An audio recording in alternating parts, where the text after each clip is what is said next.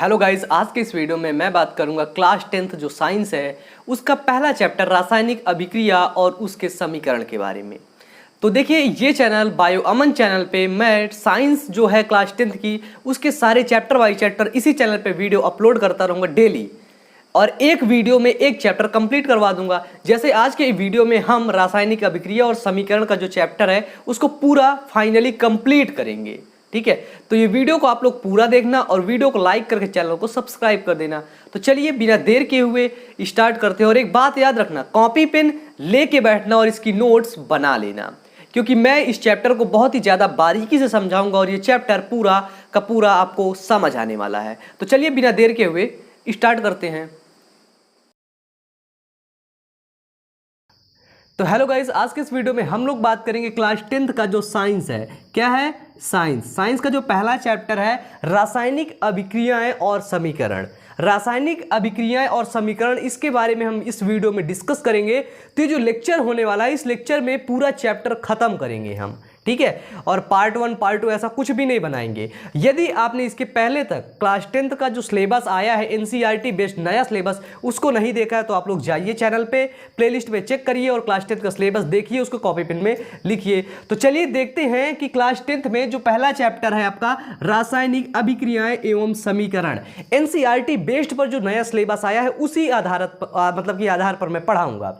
तो चलिए देखते हैं कि सबसे पहले हम देखते हैं रासायनिक अभिक्रिया, कि रासायनिक अभिक्रिया क्या होती है। ठीक है, इंग्लिश में इसको बोलेंगे केमिकल रिएक्शन। आप लोग रिएक्शन से कुछ समझ रहे होंगे। रिएक्शन का मतलब क्रिया करना आपस में, है ना, क्रिया करना। और रासायनिक मतलब कोई रासायनिक पदार्थ होते हैं वो आपस में क्रिया करते हैं, तब क्या होती है? रासायनिक अभिक्रिया होती है। अब समझते क्या लिखा है कि दो या दो से अधिक पदार्थ आपस में मिल करके, जब दो या दो से अधिक पदार्थ आपस में मिल करके एक या एक से अधिक नए गुणधर्म वाले पदार्थों का निर्माण करते हैं। अब समझिए कि दो या दो से अधिक पदार्थ हैं, वो आपस में मिलते हैं, फिर क्या बनता है? एक या एक से अधिक नए गुणधर्म वाले पदार्थ बनते हैं। उसी को हम बोलते हैं रासायनिक अभिक्रिया, या इंग्लिश में बोलते हैं केमिकल रिएक्शन। समझ गए? एक बार फिर से समझो कि कह रहा है कि जब दो या दो से अधिक पदार्थ आपस में मिल करके एक या एक से अधिक गुणधर्म वाले पदार्थों का निर्माण करते हैं, तो ऐसी जो क्रिया होती है उसको क्या बोलते हैं? रासायनिक अभिक्रिया। एग्जाम्पल देखते हैं। जैसे आपने देखा कि हाइड्रोजन तथा ऑक्सीजन, एक पदार्थ है हाइड्रोजन, एक है ऑक्सीजन, ये आपस में मिल करके क्या बनाता है? जल बना लिया। हाइड्रोजन ऑक्सीजन मिला, क्या बनाया? जल बना लिया, पानी बना लिया। ठीक है, जल बना लिया। अब आप लोग देख रहे हैं हाइड्रोजन क्या है? दो या दो से अधिक पदार्थ, ये दो पदार्थ हैं, आपस में मिले, क्या बना लिए?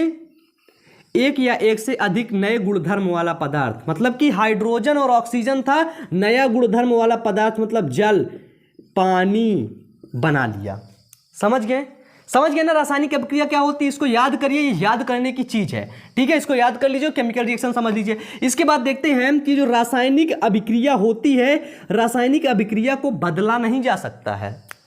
ठीक है, कि आपने हाइड्रोजन और ऑक्सीजन की क्रिया करवा दी, अब आप सोच रहे हैं कि भैया मुझे अब हाइड्रोजन अलग चाहिए, तो ऐसा थोड़ी ना कि अब उसमें पानी से आप हाइड्रोजन निकाल लेंगे, नहीं, क्योंकि रासायनिक अभिक्रिया को बदला नहीं जा सकता है। ठीक है, तो आप लोगों ने समझा कि रासायनिक अभिक्रिया क्या होती है। अब देखते हैं इसके आगे।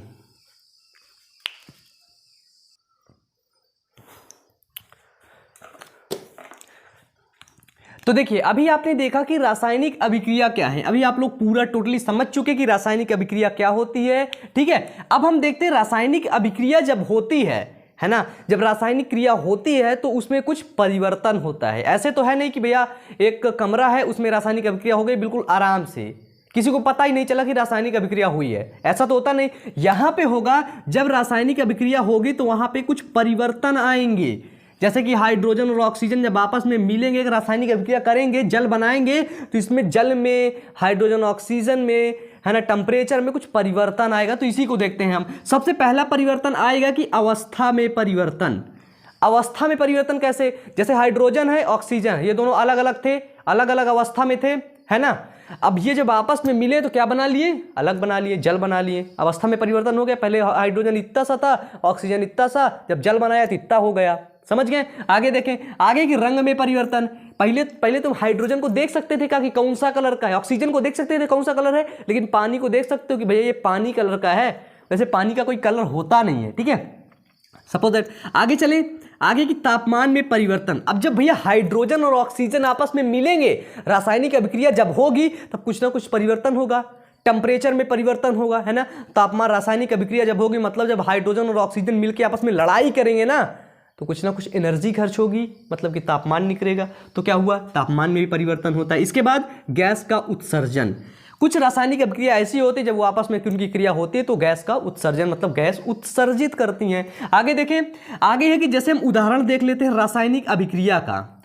रासायनिक अभिक्रिया के कौन कौन से उदाहरण हैं। पहला है हमारा कि भोजन का पाचन। जो बच्चों हम लोग खाना खाते हैं उसको जो पचाता है, हमारा जो बॉडी फिजियोलॉजी है, इसके बारे में हम लोग पढ़ेंगे डिटेल से क्लास 11th में। कहाँ पे, क्लास 11th में, ठीक है, बायोलॉजी में। और आप लोगों को पता है मैं बायोलॉजी ही पढ़ाता हूं, लेकिन कई बच्चों की डिमांड थी कि सर क्लास 10th की जो साइंस है इसको आप शुरू से पढ़ाइए और ख़त्म करिए, इसके बाद आप बायोलॉजी स्टार्ट करिए। तो इसीलिए मैं शुरू से पढ़ा रहा हूं, ठीक है। पहला है भोजन का पाचन। जब भोजन का पाचन होता है, भोजन हम खाते हैं, है ना, रोटी है, चावल है, जब हम इसको खाते हैं, चबाते हैं, तो यहीं से पाचन शुरू हो जाता है, पेट तक पाचन होता है। सब केमिकल्स जो होते हैं वही इसको पचाते हैं। आगे है कि लोहे पर जंग लगना। आप लोग देखे होंगे कि आप लोग गाड़ी वाड़ी तो चलाते हैं ना, बाइक वगैरह, तो कभी ना कभी आप पेट्रोल डलवाने गए होंगे पेट्रोल पंप पर। आप देखोगे पेट्रोल पंप के आसपास कुछ ऐसी मतलब ट्रक वगैरह से कुछ खड़े रहते हैं जो बिल्कुल खटारा रहते हैं। आप लोग देखे होंगे कि वो जब खटारा जो ट्रक रहते हैं उसमें बहुत ढेर सारा जंग लगा रहता है। क्या आपको पता है कि वो जंग पहले से ही लगा था क्या? जब वो शोरूम से गाड़ी निकली थी तब से उसमें जंग लगा था? नहीं ना। तो क्या होता है कि लोहे पर जंग लगना ये एक रासायनिक अभिक्रिया है। और ये कब होता है? जब ये वातावरण से नमी, पानी, धूप सब मिलेगी, ऐसा हो जाएगा। इसके बाद दही का बनना, ये भी एक केमिकल रिएक्शन है, रासायनिक अभिक्रिया है। इसके बाद सिरके का बनना और श्वसन।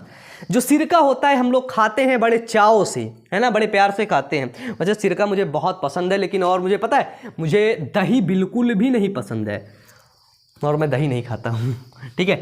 कभी आप लोगों के घर वगैरह आऊँ मैं तो मुझे दही मत देना, ठीक है, सिरका देना, ठीक है। देखो तो सिरका का बनना ये भी एक केमिकल रिएक्शन है। और श्वसन, जो हम लोग रेस्पिरेशन करते हैं ना, सांस ले लिए ना, ये भी एक केमिकल रिएक्शन है, क्योंकि हमने ऑक्सीजन बहुत ढेर सारे एटमॉस्फेयर में जितनी वायु है उसको अंदर लिया, फिर अंदर फिल्टर हुई, फिर बाहर निकाल दिया, है ना, ये हुआ। तो आप लोग समझ चुके हैं कि रासायनिक अभिक्रिया के लक्षण और इसके उदाहरण। अब चलते हैं इसके आगे, समझते हैं।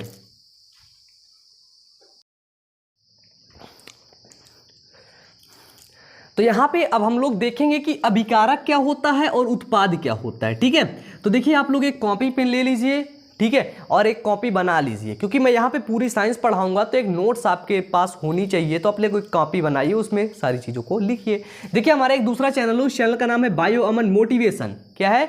बायो अमन मोटिवेशन। उसमें हम बहुत ढेर सारे मोटिवेशनल वीडियोस, मोटिवेशनल शायरी, जो स्टूडेंट से रिलेटेड जो प्रॉब्लम्स होती है पढ़ने में, है ना, उस पर ढेर सारे वीडियोस हम लाते हैं। तो आप लोग जरूर जाइएगा। और मेरी इंस्टाग्राम आईडी है बायो अमन 123, एक बार जरूर चेक करिएगा, ठीक है, क्योंकि इंस्टाग्राम पे हम बहुत ढेर सारे मोटिवेशनल रील्स भी बनाते हैं। आगे देखें, देखिए पहला है कि अभिकारक।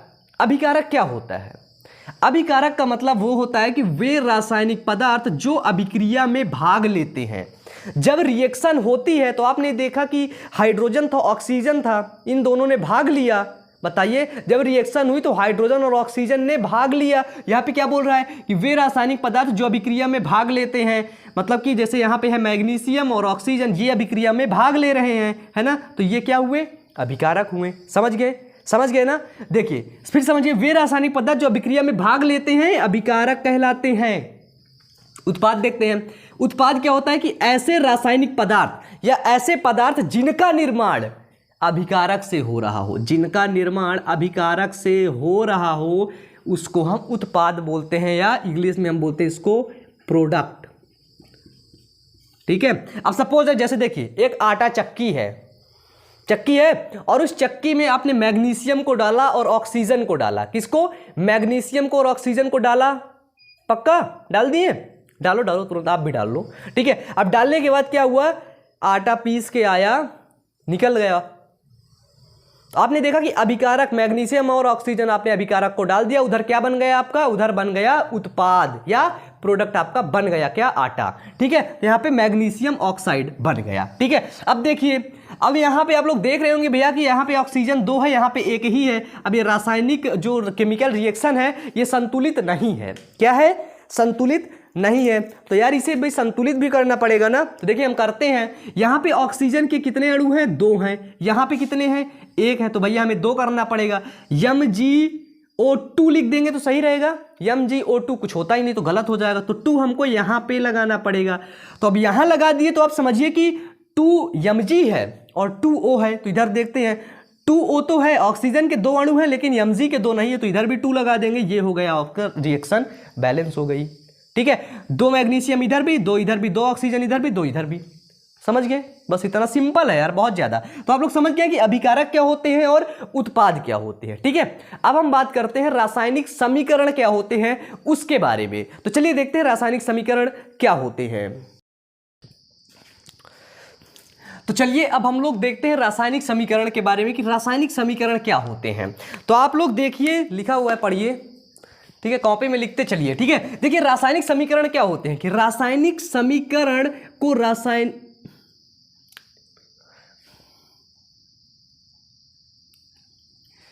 अब हम लोग देखते हैं कि रासायनिक समीकरण क्या होते हैं, कि रासायनिक समीकरण क्या होते हैं इसके बारे में अब हम लोग देखेंगे।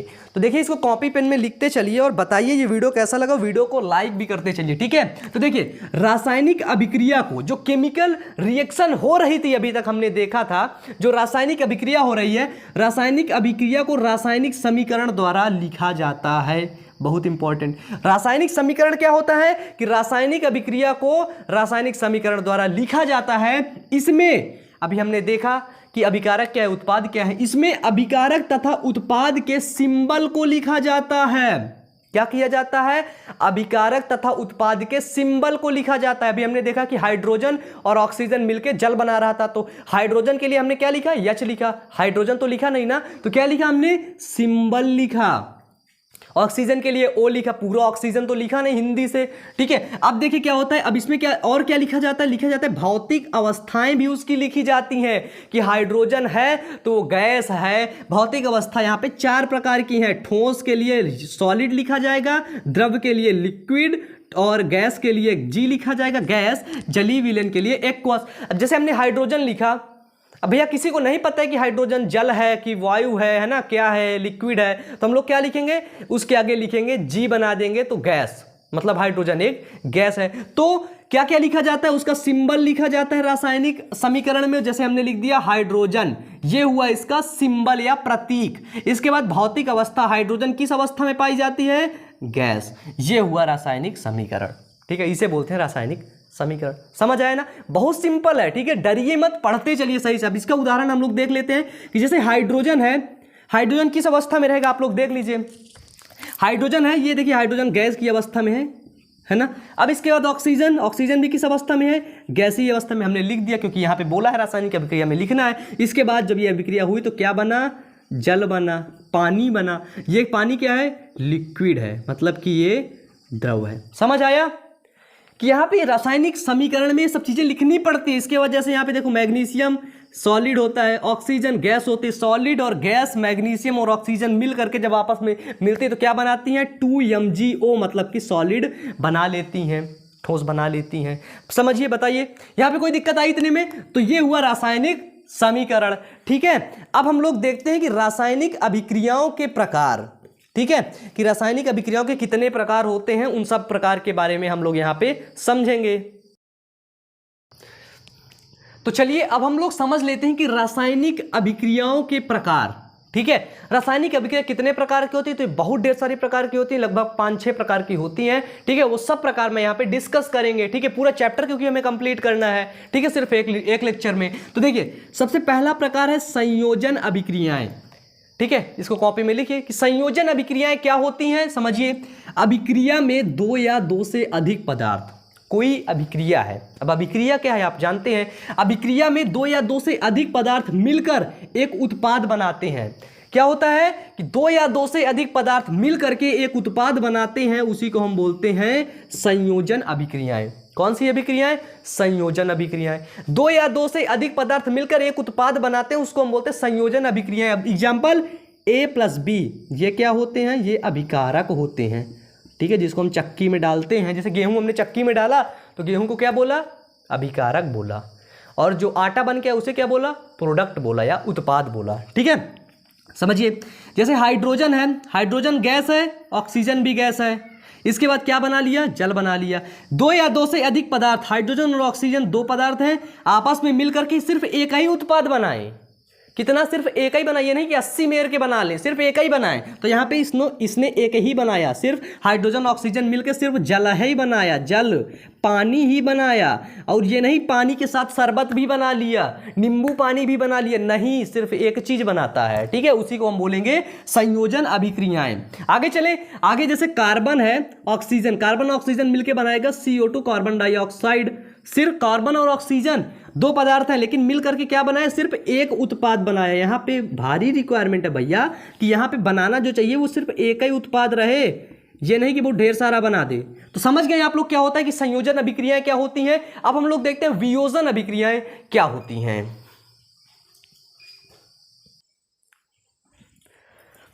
तो देखिए, अब देखते हैं कि रासायनिक अभिक्रिया के जो प्रकार हैं उसमें दूसरा नंबर है वियोजन अभिक्रियाएं, ठीक है। अभी आप लोगों ने पहली अभिक्रिया देख चुके हैं, अब देखते हैं वियोजन अभिक्रिया क्या होती है। वियोजन नाम से समझिए, वियोजन मतलब कि ये वियोजित हो रही, टूट रही है। कैसे? कि अभिकारक टूटकर दो या दो से अधिक उत्पाद में बदल जाए। जो भैया अभिकारक हो रहा है, जो हम गेहूं है, जैसे गेहूं को हम डाल रहे हैं तो गेहूं टूटकर दो या दो से अधिक उत्पाद में बदल जाए, इस अभिक्रिया को हम बोलते हैं वियोजन अभिक्रियाएं। कि अभिकारक जो होता है, अभिकारक टूट करके दो या दो से अधिक पदार्थ में बदल जाए, दो या दो से अधिक उत्पाद में बदल जाए, उसे हम बोलेंगे वियोजन अभिक्रिया। जैसे ए है आपका अभिकारक, ए है आपका कोई भी अभिकारक। देखिए मार्कर नहीं अच्छा चल रहा है, लेकिन अच्छा लग रहा है, देखो बताओ कैसा लग रहा है ना। अब ये क्या कर रहा है? ये उत्पाद में टूट जा रहा है, ये दो उत्पाद में टूट रहा है। भैया इसमें इंक नहीं पड़ी क्या यार? चल नहीं रहा, अरे गजब का चल रहा है भाई। देखो, तो ए है अभिकारक टूट करके उत्पाद में बदल गया, इसी को हम बोलेंगे वियोजन अभिक्रियाएं। अब जो बच्चों वियोजन अभिक्रिया, जो ये टूटने की क्रिया होती है, अभिकारक के टूटने की क्रिया कई प्रकार से होती है। पहला है ऊष्मीय वियोजन, मतलब कि इस अभिकारक को ऊष्मा दे दिया जाए, ताप दे दिया जाए और इस ताप से टूट जाए, तापमान इसको मिले और ये टूट जाए, है ना। अब जैसे कोई भी चीज है, धूप में रख दो, है ना, उसको टेम्परेचर दे दो तो टूट जाए, तो उसको क्या बोलेंगे? ऊष्मीय वियोजन। अब देखिए वैद्युत वियोजन। वैद्युत वियोजन क्या होता है? किसी को इलेक्ट्रिसिटी दे दो, कोई ऐसी रासायनिक अभिक्रिया जिसमें इलेक्ट्रिक प्रदान कर दो, इलेक्ट्रिक दे दो, ठीक है, इलेक्ट्रिक इंपल्स भेज दो, तो क्या होगा? विद्युत वियोजन, कि वो टूट जाए बी और सी में, ठीक है। अब भी प्रकाशीय अभिक्रिया, किसी को धूप में रख दो, धूप के प्रकाश में रख दो, टूट के दुई हो जाए। धूप के प्रकाश, धूप में रखो या धूप में क्रिया होने पर वो टूट के दो हो जाए, इसको बोलेंगे हम प्रकाशीय अभिक्रिया। अब देखिए, अब हम लोग इनका थोड़ा सा वो देख लेते हैं कि जो मतलब कि रिएक्शन है, ठीक है, रिएक्शन देख लेते हैं। तो इसको मैं ऊपर वाला मिटा देता हूं, है ना। तो चलिए देखते हैं।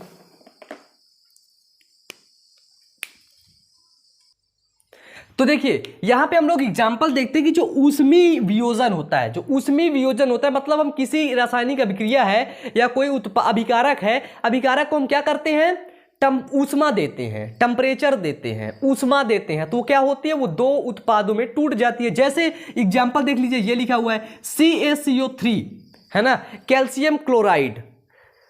देखिए मार्कर, मैं ब्लू मार्कर लेता हूं,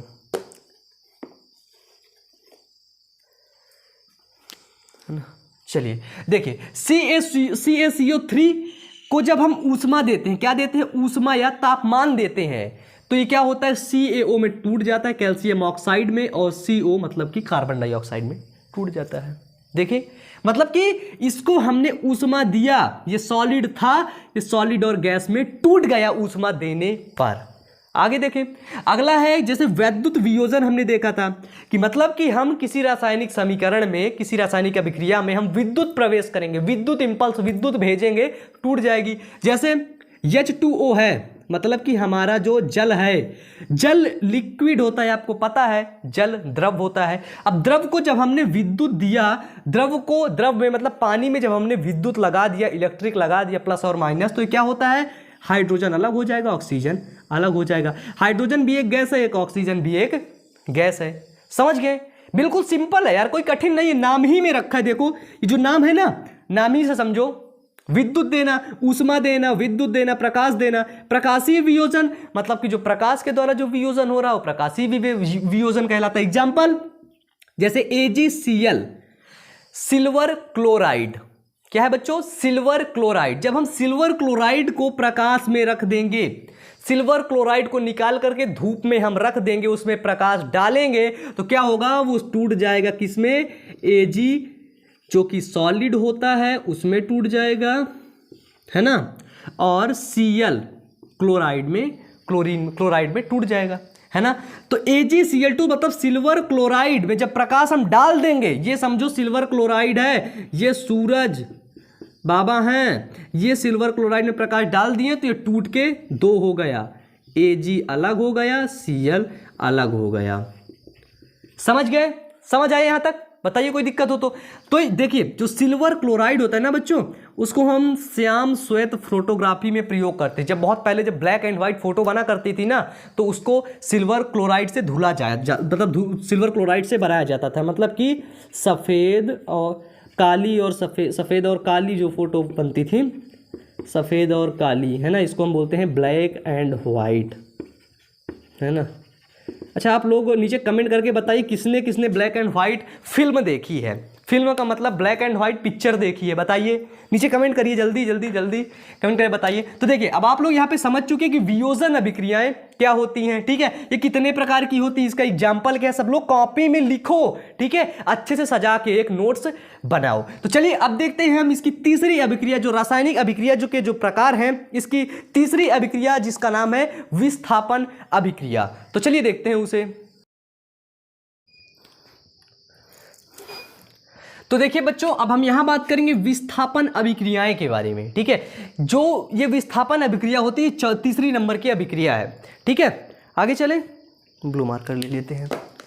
देखिए विस्थापन अभिक्रिया क्या होती है कि ऐसी अभिक्रिया, समझिएगा ठीक है गौर से, ऐसी अभिक्रिया जिसमें अधिक क्रियाशील तत्व, क्या है, अधिक क्रियाशील तत्व कम क्रियाशील तत्व को उसी के यौगिक के साथ विस्थापित कर देता है। अधिक क्रियाशील तत्व कम क्रियाशील तत्व के उसी के यौगिक के साथ विस्थापित कर देता है, मार के गिरा देता है, उसी को हम बोलते हैं विस्थापन अभिक्रियाएं, ठीक है। अब आप समझिए, जैसे आप मूवी देखते हैं, मूवी में एक हीरो होता है, हीरो होता है और विलन्स होते हैं बहुत ढेर सारे। हीरो क्या करता है, हीरो अकेला रहता है, निहत्था रहता है, मतलब उसके पास किसी भी प्रकार का औजार वगैरह सब नहीं रहता है, गन वन कुछ नहीं रहती। जो विलन रहते हैं, विलन सब लेके आते हैं, तलवार, हॉकी, बैट, है ना, गन वन सब लेके आते हैं। क्या होता है वहां पे, हीरो जो होता है, हीरो मतलब कि अधिक क्रियाशील तत्व, हीरो क्या करता है, उन्हीं के यौगिक, उनके यौगिक मतलब उन्हीं का हथियार जो होता है ना, जैसे जो काटने वाला, मारने वाला, गन वगैरह हो गई, उसी को लेकर के, मतलब कि कम क्रियाशील, जो अधिक क्रियाशील वाला तत्व, मतलब हीरो उन्हीं के यौगिकों को लेकर के, उन्हीं के जो मतलब जो अस्त्र शस्त्र रहते हैं उन्हीं को लेकर के, उन्हीं के ऊपर प्रयोग करके, उन्हीं को विस्थापित करके, उन्हीं को मार के गिरा देता है। आप लोग देखें कि हीरो अकेला रहता है, विलन्स को मार के गिरा देता है उन्हीं के जो लाए गए हथियारों के द्वारा, ठीक है, समझ गए। तो यहां पे देखिए कि यहां पे रिएक्शन भी ऐसी है कि ऐसी अभिक्रिया जिसमें अधिक क्रियाशील तत्व कम क्रियाशील तत्व के उसी के यौगिक के साथ विस्थापित कर देती है, उसको बोलते हैं विस्थापन अभिक्रिया। बताइए समझ आई ना? बहुत अच्छे तरीके से समझाऊंगा यार बॉस, ठीक है, पढ़ते रहो। देखो उदाहरण क्या है, उदाहरण है जैसे आप लोगों ने देखा है फेरस, ठीक है, ये इसको हम बोलते हैं लोहा, क्या बोलते हैं, लोहा।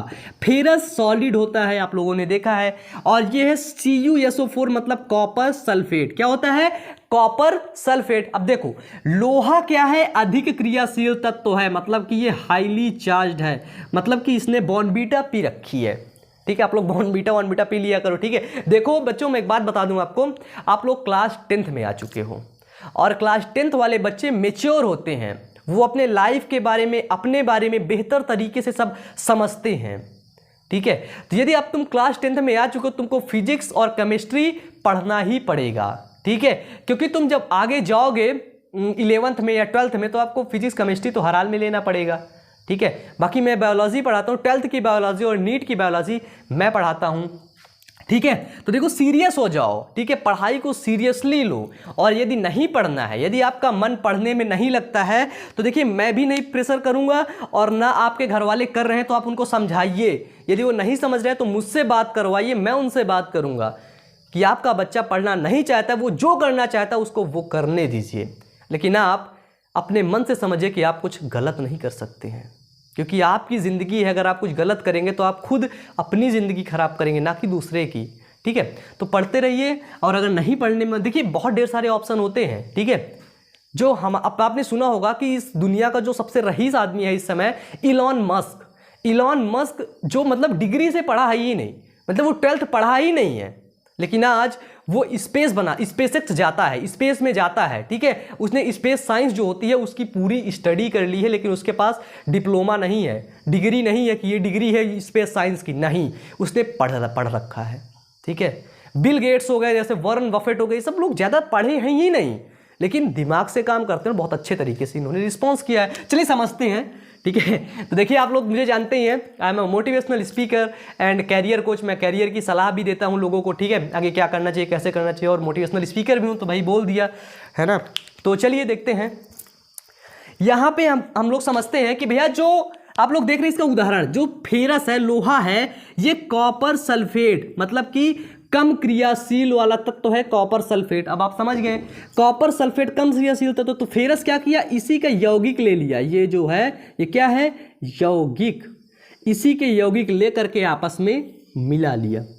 देखिए रिएक्शन में क्या बनाया, ये जो उत्पाद है, उत्पाद में क्या बना लिया, जो कॉपर है वो मिला के बना लिया फेरस सल्फेट, ठीक है। कॉपर सल्फेट को, कॉपर को काट के अलग कर दिया, मार के, मतलब कॉपर को गिरा दिया और कॉपर सल्फेट फेरस सल्फेट बना लिया, अपना मतलब सल्फेट के साथ जुड़ गया। यही है आपकी विस्थापन अभिक्रियाएं।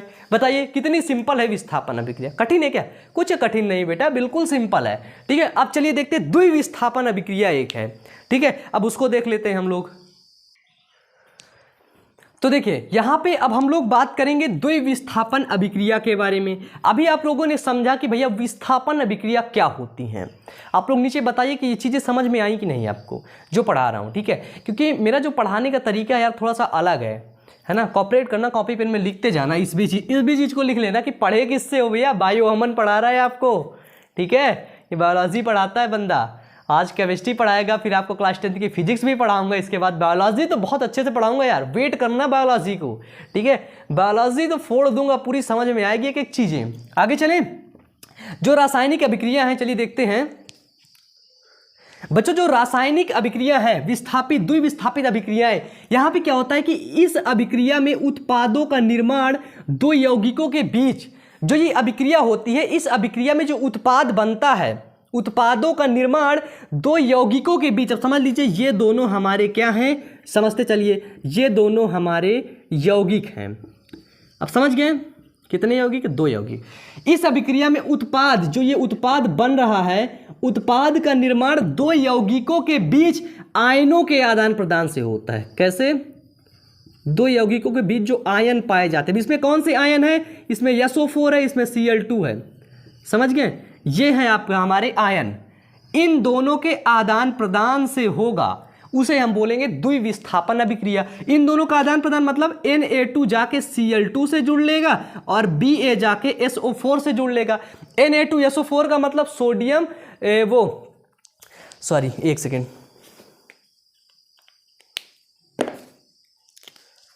हाँ देखिए, Na2SO4 का मतलब सोडियम सल्फेट, क्या होता है बच्चों, सोडियम सल्फेट। इन सब चीज़ों को आप लोग याद करिए, ठीक है, ये केमिस्ट्री का बेसिक है, ये पता होना चाहिए। ये सोडियम सल्फेट है और ये बेरिलियम क्लोराइड, ठीक है। तो यहाँ पे क्या हो रहा है, Na2 जाके जुड़ रहा है Cl2 से और Ba जुड़ रहा है SO4 से। यही होती द्विविस्थापन अभिक्रिया। फिर से पढ़ लीजिए कि इस अभिक्रिया में उत्पाद का निर्माण, जो उत्पाद बन रहा है, प्रोडक्ट जो बन रहा है, उसका जो निर्माण हो रहा है यौगिकों के बीच आयनों के आदान प्रदान से बनता है। आयन जब आदान प्रदान होते तब बनता है। जैसे BaSO4 से, यहाँ आप लोग देखिए BaSO4 से कॉन्ट्रीब्यूट हो गए और Na2 या Cl2 से, समझ गए। सोडियम क्लोराइड बना लिया और बेरिलियम सल्फेट बना लिया। बेरिलियम सल्फेट सोडियम क्लोराइड बना लिया। बताइए, समझ आए? बिल्कुल सिंपल है यार, बिल्कुल इजी था। तो आप लोग समझ चुके हैं कि भैया द्विविस्थापन क्या होती है। जितनी जो रासायनिक अभिक्रिया की जो रिएक्शन के जो प्रकार हैं वो आप लोग बेहतर तरीके से समझ चुके हैं। ठीक है, अब हम लोग इसके आगे बात करेंगे अपचयन और उपचयन के बारे में। किसके बारे में? अपचयन और उपचयन के बारे में। तो चलिए और बताइए कैसे हैं आप लोग। आप लोगों से कुछ बातें कर लेते हैं थोड़ा सा अपचयन और उपचयन के बारे में। अभी देखिए, इसको मैं लिखे दे रहा हूँ, फिर मैं आपसे बात करूँगा थोड़ा सा, ठीक है।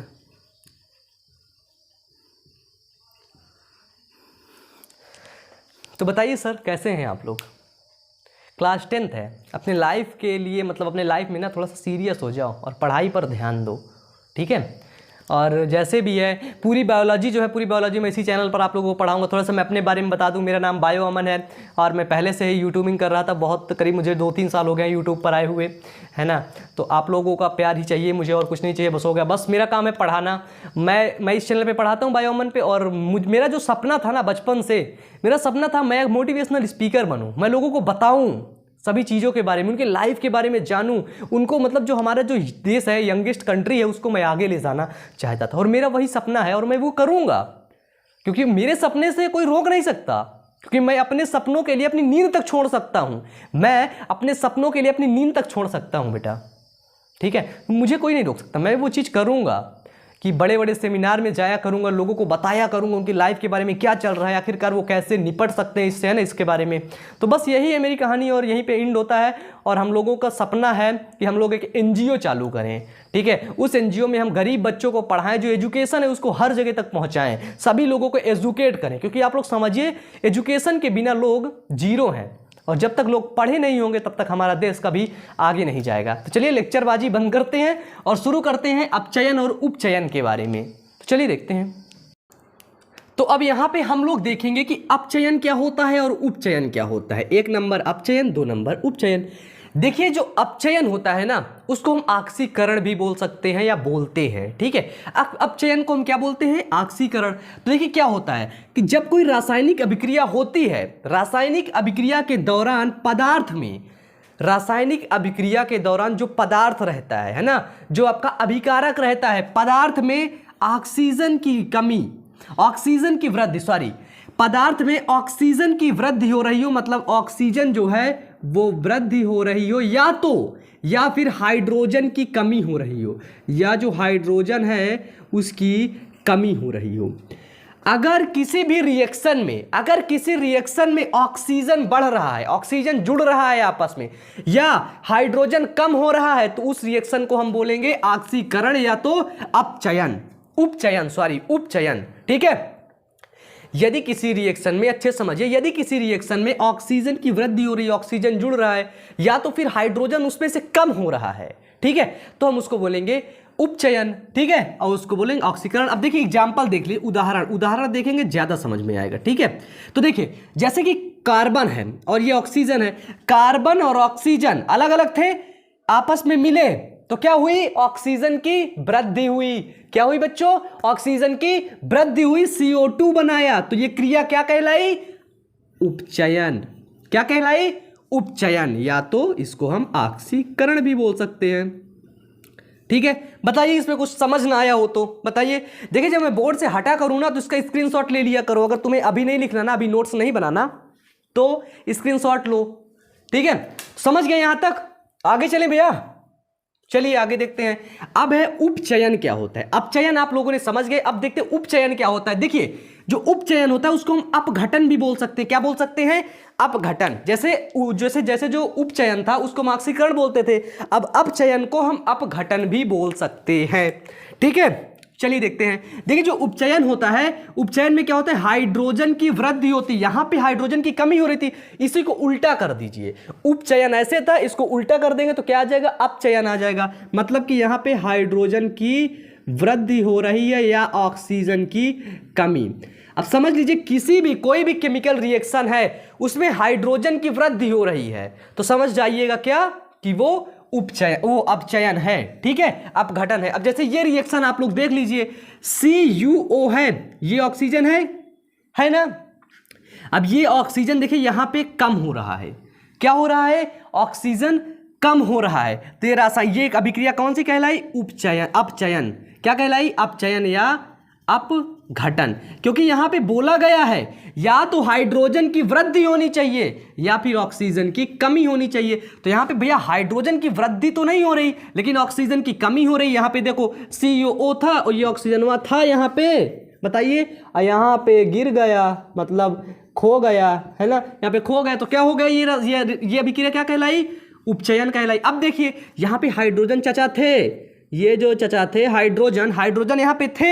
अब यहाँ पे क्या किया इन्होंने, ऑक्सीजन से मिला लिया। मतलब हाइड्रोजन समझिए लड़का है और ये लड़की है, तो हाइड्रोजन लड़का और लड़की मिलकर गर्लफ्रेंड बॉयफ्रेंड का गेम खेल दिया यहाँ पे। मतलब कि जल बना लिया, पानी बना लिया, ऑक्सीजन को मिला लिया। तो ये रासायनिक अभिक्रिया क्या कहलाएगी, जल्दी बताइए, क्या कहलाएगी, उपचयन। समझ गए, बताइए समझ गए कि नहीं आप लोग। इसमें कोई खास चीज थी नहीं। जैसे देखिए उपचयन में मिटा के फिर समझाऊं, स्क्रीनशॉट ले लो ले लो ले लो ले लो जल्दी से, बट रहा है भाई सब कुछ यहाँ पे, समझ रहे हो। ये बायो अमन की क्लास है, यहाँ पे सब कुछ बटता है जो जो तुमको चाहिए। देखो जैसे उपचयन आप समझिए, अपचयन, ठीक है, अपचयन।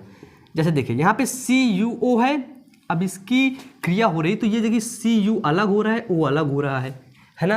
तो आप लोग देखिए कि यहाँ पे हाइड्रोजन, ऑक्सीजन है, ऑक्सीजन यहाँ पे प्रेजेंट है लेकिन यहाँ पे अलग हो गया, मतलब कि ये अपचयन हो गया, समझ रहे हैं। और अब देखिए, अब आप एक बात समझ लीजिए कि ऐसी अभिक्रिया, कोई ऐसी अभिक्रिया है जिसमें उपचयन, अभी जैसे जो मैंने अभी रासायनिक अभिक्रिया आपको बताई, CuO प्लस और क्या था, एक सेकेंड, CuO प्लस H2, तो यहाँ पे क्या बनता है, देखिए यहाँ पे बनेगा Cu प्लस H2O। मतलब कि यहाँ पे उपचयन और अपचयन दोनों क्रिया हो रही है। अब कहते हैं, ठीक है, बोला जाता है कि जिस रासायनिक अभिक्रिया में उपचयन और अपचयन दोनों की क्रिया होती है उसको हम रेडॉक्स अभिक्रिया बोलते हैं। क्या बोलते हैं, रेडॉक्स अभिक्रिया। रेडॉक्स अभिक्रिया बोलते हैं जिसमें उपचयन और अपचयन की क्रिया होती है, उसको हम रेडॉक्स अभिक्रिया बोलते हैं। जैसे CuO, देखिए यहां पे ऑक्सीजन है और यहां पे ऑक्सीजन कट गया, तो ये कौन सी क्रिया हुई बताइए, ये हुई आपकी अपचयन, है ना, अपघटन जिसे बोलते हैं। यहां पे हाइड्रोजन है, चचा मिलके ऑक्सीजन के साथ जोड़ लिए, मतलब कि ऑक्सीजन की वृद्धि हो रही थी, ये कौन सी क्रिया हुई, ये हुई उपचयन। अब आप लोग समझ गए रेडॉक्स अभिक्रिया किसे कहते हैं या रेडॉक्स रिएक्शन किसे कहते हैं, जिसमें उपचयन और अपचयन दोनों की क्रियाएं होती हैं, उसको हम रेडॉक्स अभिक्रिया या रेडॉक्स रिएक्शन बोलते हैं। अब चलिए देखते हैं आगे कि दैनिक जीवन में अपघटन जो होता है, जो अपचयन होता है, दैनिक जीवन में अपघटन के जो मतलब कैसे कैसे कौन सी चीजें अपघटित हो जाती है, इसके बारे में देखते हैं। तो चलिए देखते हैं आगे। तो अब हम लोग देखते हैं कि दैनिक जीवन में जो उपचयन होता है, उपचयन अभिक्रियाओं के प्रभाव, मतलब कि धीरे धीरे ऑक्सीजन उनमें आती रहती है, ऑक्सीजन आती रहती है और वो चीज़ें खराब हो जाती हैं। उपचयन का मतलब ये होता है, ठीक है। तो अब हम लोग देखते हैं कि संक्षारण क्या होता है, संक्षारण, है ना, सॉरी, संक्षारण क्या होता है। देखिए जब कोई धातु, अब धातु क्या होती है ये तो अगले चैप्टर में हम लोग जानेंगे, ठीक है। तो उसका भी लेक्चर इसी चैनल, मतलब इसी चैनल पे आएगा और नेक्स्ट चैप्टर जो है chapter by chapter daily video आते रहेंगे। देखिए थोड़ा मेरी पढ़ाने की स्पीड तेज है, ठीक है। यदि आपको थोड़ा प्रॉब्लम होती है ना जल्दी पढ़ने की, तो आप लोग स्पीड को धीरे कर सकते हैं, क्योंकि यूट्यूब पे एक ऑप्शन होता है, यूट्यूब वो स्पीड को कम ज़्यादा करने के लिए, ठीक है। थोड़ा सा मैं तेज जल्दी पढ़ाता हूँ। एक्चुअली ये है कि मुझे लगता है यार कितने कम समय में ना तुमको मैं जीनियस बना दूँ, कितने कम समय में तुमको जीनियस बना दूँ, ठीक है। चलो देखते हैं कि जब कोई धातु है, सपोज दैट ये एक धातु है, जब कोई धातु वायु, नमी, पानी, अम्ल आदि के संपर्क में आती है। देखते रहे ना, ये धातु है, ये धातु क्या करती है, ये धातु नमी, वायु, पानी और अम्ल के संपर्क में लगातार आती रहती है। तो क्या होता है, तब ये धातु संक्षरित हो जाती है। संक्षरित का मतलब इसमें कुछ रिएक्शन हो जाती है, या तो ये घुल के खराब हो जाती है, पर्यावरण में मिक्स हो जाती है, संक्षरित हो जाती है। ठीक है, अब जैसे उदाहरण की लोहे में जंग लगना। आप लोग देखें कि आप एक लोहा लीजिए, उसको फेंक दीजिए, कुछ दिनों के लिए पड़ रहने दीजिए, देखिएगा कुछ दिन बाद वो लोहा कम हो जाएगा, है ना।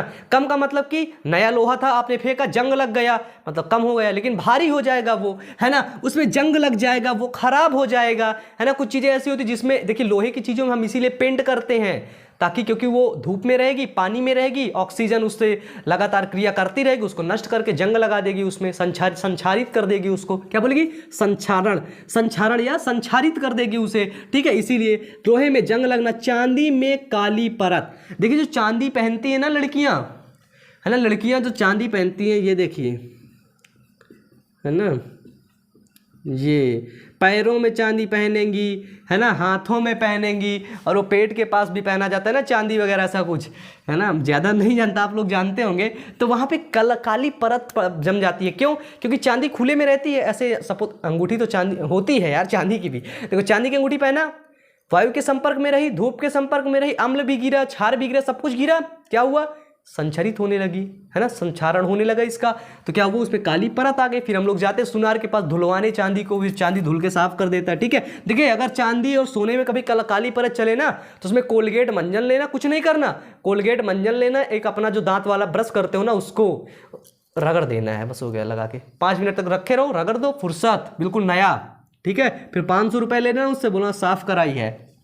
आगे तांबे पर हरी परत। आप लोग देखेंगे तांबे के बर्तन, खैर अब तो देखने को बहुत कम मिलते हैं, लेकिन पहले तांबे के बर्तन ही चलते थे। तो आप लोग देखेंगे तांबे के बर्तन में हरी परत चढ़ जाया करती थी। ठीक है, वो इसी के कारण होता था, संक्षारण के कारण। ठीक है, अब आप लोग देखते हैं विकृत गंधिता क्या होती है। ठीक है, ये वेरी इंपॉर्टेंट है, और ये लगभग बोर्ड एग्जाम में भी पूछा जाता है। किसमें? बोर्ड एग्जाम में।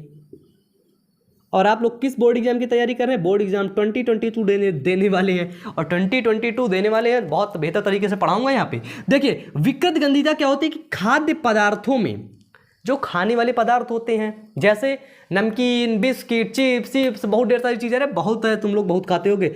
खाद्य पदार्थों में उपस्थित तेल और वसा।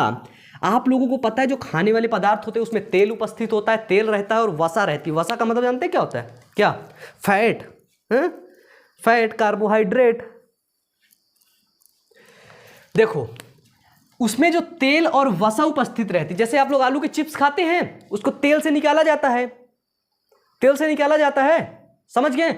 उसमें तेल और वसा रहती है, और इसी के तेल और वसा के मंद ऑक्सीकरण से, वसा जो होती है उसके अंदर जो, जैसे आलू है ना, आलू को हमने तेल से निकाला, तो वो जो तेल है, तेल के मंद ऑक्सीकरण से वो बाहर अगर खुले में रखी रही तो उसका ऑक्सीकरण होगा। ऑक्सीकरण मतलब उसमें ऑक्सीजन आएंगे, ऑक्सीजन आएंगे, चचा लोग मिलके आएंगे, और जब वो आएंगे तो उसके स्वाद को खराब कर देंगे। क्या कर देंगे? उसके स्वाद को खराब कर देंगे, उसकी गंध को खराब कर देंगे, है ना। गंध, अब समझ लीजिए कि उसकी स्वाद और गंध को खराब कर देते हैं, और यही खराब करने की प्रक्रिया को ही विकृत गंधिता कहते हैं।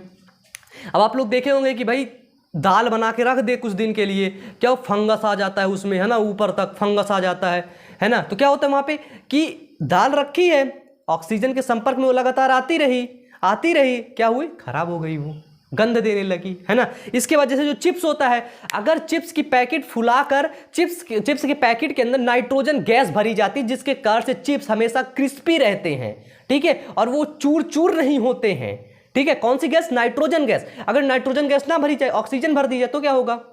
कुछ नहीं, सिंपल ऑक्सीजन भरोगे, कुछ दिन बाद चिप्स, 1-2 दिन बाद ऐसे नरम हो जाएगा, है ना, मतलब बिल्कुल सिड़ा जाएगा, वो खराब हो जाएगा, खाने लायक नहीं रहेगा, बिल्कुल सीला सीला रहेगा। जैसे पार्ले जी बिस्कुट में 2-3 छेद कर दो, कुछ दिन के लिए रख दो, सीला आ गया, है ना।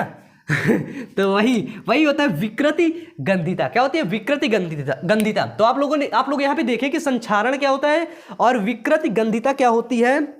अब हम लोग देखते हैं, कुछ और टॉपिक बचा हुआ है उसके बारे में। तो चलिए यहां पे देखते हैं कि रासायनिक अभिक्रिया के प्रकार। आप लोग रासायनिक अभिक्रिया के प्रकार इसके पहले मैंने बहुत ढेर सारे बता चुके हैं, ठीक है। अब कुछ प्रकार बचे हुए थे कि ये प्रकार जो है ये तापमान के आधार पर है। किसके आधार पर? तापमान के आधार पर है। अब देखिए यहां पे पहला है कि ऊष्माक्षेपी क्या है? ऊष्माक्षेपी क्या है? पढ़िए इसको। ऊष्माक्षेपी क्या होती है? अब समझिए कि जिन अभिक्रिया में उत्पाद के निर्माण के साथ साथ ऊष्मा का भी उत्सर्जन हो, ऊष्माक्षेपी अभिक्रिया कहलाती है। ऐसी अभिक्रिया जिनमें उत्पाद, जो ये देखिए जो ये उत्पाद हो रहा है, उत्पाद के निर्माण के साथ साथ ऊष्मा भी निकले। जब आप हाइड्रोजन और ऑक्सीजन की क्रिया कराएं, जल बने, तो जल बनने के साथ साथ ऊष्मा भी निकले, तो उसे क्या बोलेंगे? ऊष्माक्षेपी अभिक्रिया बोलेंगे। ऊष्मा निकले, बिना कुछ किए ऊष्मा निकले। जैसे यहां पे ये कार्बन है, ये ऑक्सीजन है, ठीक है। जब ये आपस में इनकी रिएक्शन होगी, अभिक्रिया होगी, तो यहां पे बनेंगे CO2, मतलब कि कार्बन डाइऑक्साइड, जो कि गैस फॉर्म में होगा। ये आपका उत्पाद है। और इतना बनने के साथ साथ 94 किलो कैलोरी ऊष्मा भी निकलेगी। ऊष्मा निकलेगी इसी दौरान, ठीक है। इसको हम बोलेंगे ऊष्माक्षेपी। आप लोग समझ लो कि ऐसी अभिक्रिया जिसमें अभिक्रिया होने के बाद उसमें ऊष्मा निकलती है, वो ऊष्माक्षेपी हो गया, क्षेपी, ठीक है। अब देखते हैं ऊष्माशोषी। ऊष्माशोषी का मतलब कि ऐसी अभिक्रिया जिसको कराने के लिए ऊष्मा की जरूरत पड़े। ऊष्मा अवशोषी, समझिए। ऊष्माशोषी, ऊष्मा अवशोषी मतलब जब वो ऊष्मा को अवशोष करेगा तभी वो कुछ करेगा। जब वो ऊष्मा को अवशोष करेगा तभी वो कुछ करेगा। एक याद कर लो, दूसरा अपने आप समझ में आ जाएगा, है ना। देखो हमारी ट्रिक है, जैसे दो हैं नहीं समझ आ रही, जैसे अदिश राशि सदिश राशि नहीं समझ आ रही, तो अदिश को याद कर लो, सदिश अपने आप आ जाएगा। अदिश को उल्टा कर दो, सदिश हो गया, है ना। तो इसी तरह एक को याद कर लो, दूसरे को उल्टा कर दो, समझ आ गया। ऊष्माशोषी क्या होता है? जो ऊष्मा को अवशोष करे। ऐसी अभिक्रिया जिन अभिक्रिया में अभिकारकों को तोड़ने के लिए, ये अभिकारक है आपका, क्या है बच्चों?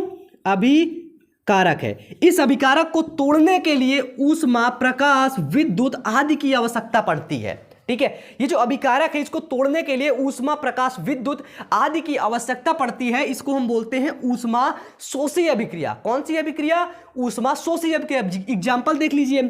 अब ये जो तोड़ने के लिए ऊष्मा की भी जरूरत पड़ सकती है, प्रकाश भी दे सकते हैं और विद्युत भी दे सकते हैं, तीनों चीज दे सकते हैं, ठीक है। तभी हम बोलेंगे इसको ऊष्माशोषी। एग्जाम्पल उदाहरण है CaCO3, कैल्शियम कार्बोनेट। अब एक बात समझिएगा, देखिए जो केमिस्ट्री है, रसायन विज्ञान बहुत खतरनाक है। खतरनाक कब होती है? रसायन विज्ञान है बिल्कुल इजी, मुझे बहुत आती है, लेकिन मैं रसायन विज्ञान पढ़ाता नहीं। मुझे बायोलॉजी बहुत, मुझे मतलब फेवरेट सब्जेक्ट है मेरा। केमिस्ट्री कब तक कठिन लगती है? जब तक हमें सारे एटम्स के नाम नहीं याद होते हैं, जो ये ढेर सारे ये सब होते हैं ना, कैल्शियम कार्बोनेट, ये वो फलान ढेकान, ये सब चीजें नहीं याद होती, तभी हमको केमिस्ट्री बिल्कुल कठिन लगती है। जब ये याद हो जाएंगे ना तो केमिस्ट्री मुंह पे रहेगी, जबान पे, ठीक है। अब जैसे CaCO3 है, इसको मिटा दूं, आप लोगों को पता नहीं क्या है, ठीक है। तो इसको सब लोगों को याद कर लीजिए, ये है कैल्शियम कार्बोनेट। आप जहां पढ़ते हैं वहां लिख के चिपका लीजिएगा, ठीक है। तो देखिए कैल्शियम कार्बोनेट में जब हम ऊष्मा देंगे, क्या देंगे? ऊष्मा, एनर्जी देंगे, तो ये टूट जाएगा। कौन से टूटेगा? CaO मतलब कैल्शियम ऑक्साइड में, और CO2 कार्बन डाइऑक्साइड में। बताइए इसमें क्या कठिन है? इसमें क्या कठिन आपको लगा कि भैया इसमें कुछ कठिन है? अब आप समझ लिए, इसका स्क्रीनशॉट ले लीजिए, इसको नोट्स बनाइए, ठीक है। इसको नोट्स बना लीजिए।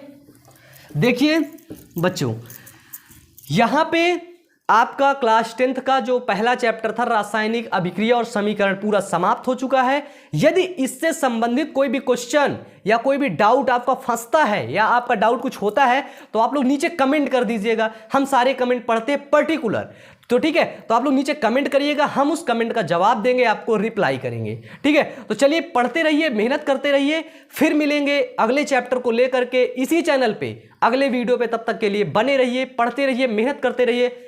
All the best.